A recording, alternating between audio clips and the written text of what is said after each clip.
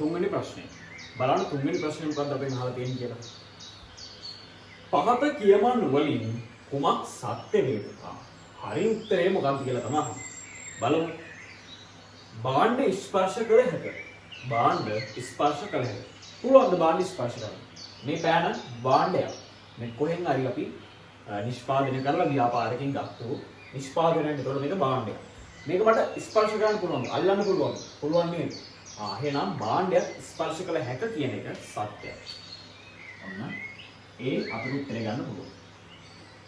බලන්න දෙවෙනි සේවා සපයන්නා වූ වෙනස් වී. සේවා සපයන්නා වූ වෙනස් වී. මම පොන්චි උදාහරණයක් ගන්න. දැන් ඔයාලා දන්නවා සැලොන්. සැලොන් වලින් මොනවද කරන්නේ? භාණ්ඩ සපයන්නේ. භාණ්ඩ නෙමෙයි සපයන්නේ අපිට සේවාවක් තමයි සපයන්නේ සැලොන් වලින්. එතකොට පොඩ්ඩක් හිතන්න. ඔයා කැමතිම සැලුන් එකක් තියෙනවනේ. ඒ කියන්නේ හොඳටම කොණ්ඩේ කපන සැලුන් එකක් තියෙනවා. හොඳටම කොණ්ඩේ කපන සැලුන් එකක් තියෙනවා. ඔයා ඒකට තමයි යන්නේ. මොකද්ද හේතුව? ඒ සැලුන් එකේ සපයන සේවාව අනිත් සේවාවන් වලට වැඩිය වෙනස්. උදාහරණයක් විදියට A සහ B කියලා සැලුන් දෙකක් මම ගන්නම්. මේ සැලුන් එකේ එක්කෙනා ලස්සන කොණ්ඩේ කපනවා. මේ සැලුන් එකේ එක්කෙනා කොණ්ඩේ කපන විදිය අපිට එච්චර සෙට් නැහැ. අපි ඒකට යන්නේ. B එක්කෙනාට අපි කැමති නැහැ. හේතුව මොකද්ද? B සැලුන් එකේ කොණ්ඩේ කපන එක්කෙනාගේ සේවාවට වඩා ඒ සැලුන් එකේ කොණ්ඩේ කපන එක්කෙනා සේවාව හොඳයි. අපි තෘප්තිමත් වෙනවා ඒකට. එතකොට අපිට තේරෙනව නේද සේවාව සපයන්න අනුව සේවාව වෙනස් වෙනවා කියලා.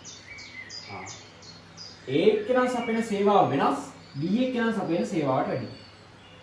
ඒ කියන්නේ සේවා සපයන්න අනුව වෙනස් වෙයි. ඒකත් හරි. ඊට C අපිට කියනවා භාණ්ඩ වලට භෞතික පැවැත්මක් නැත. භාණ්ඩ වලට භෞතික පැවැත්මක් නැත.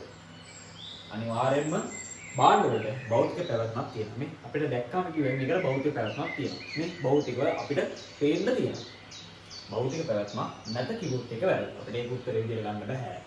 ඊට පස්සේ භාණ්ඩ ස්පර්ශ කරන නැහැ. භාණ්ඩ ස්පර්ශ කරන නැහැ. හරිද? දැන් බැරිද? භාණ්ඩ අපිට ස්පර්ශ කරන්න පුළුවන්. මම කලින් කිව්වා. එතකොට අපිට ඒක උත්තරේ විදිහට ගන්න බෑ.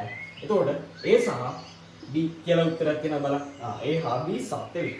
දෙවන උත්තරය අපිට ගන්න පුළුවන්. තුනට උත්තරේ 2.